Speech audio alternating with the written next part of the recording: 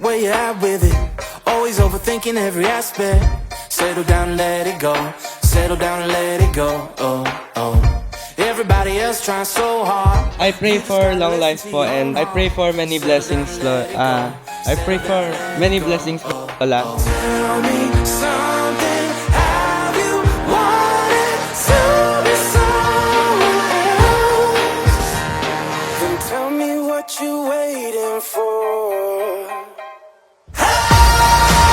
Let me introduce myself. I'm not the same person you knew.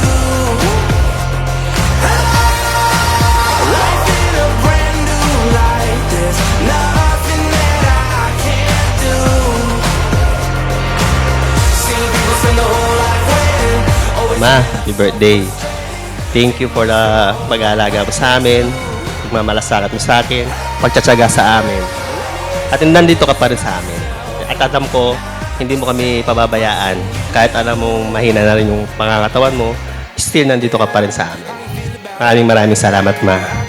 Happy birthday, Ma. settle down and let it go. Settle down and let it go. Oh, oh.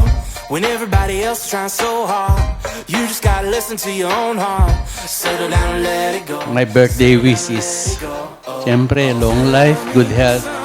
Happy birthday, God bless you. To be someone else. Then tell me what you're waiting for. Let me introduce myself. I'm not the same person you knew.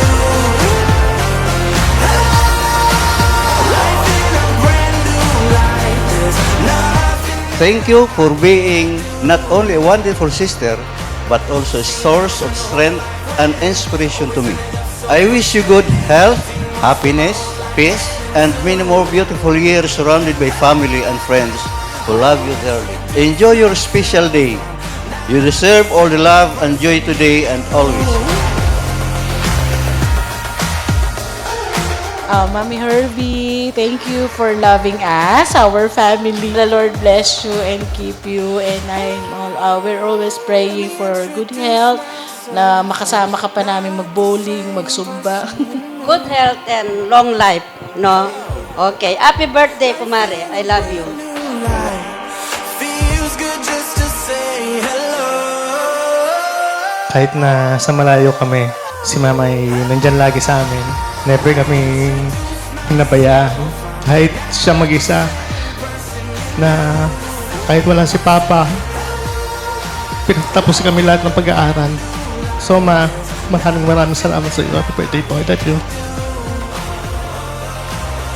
I would like to say happy birthday.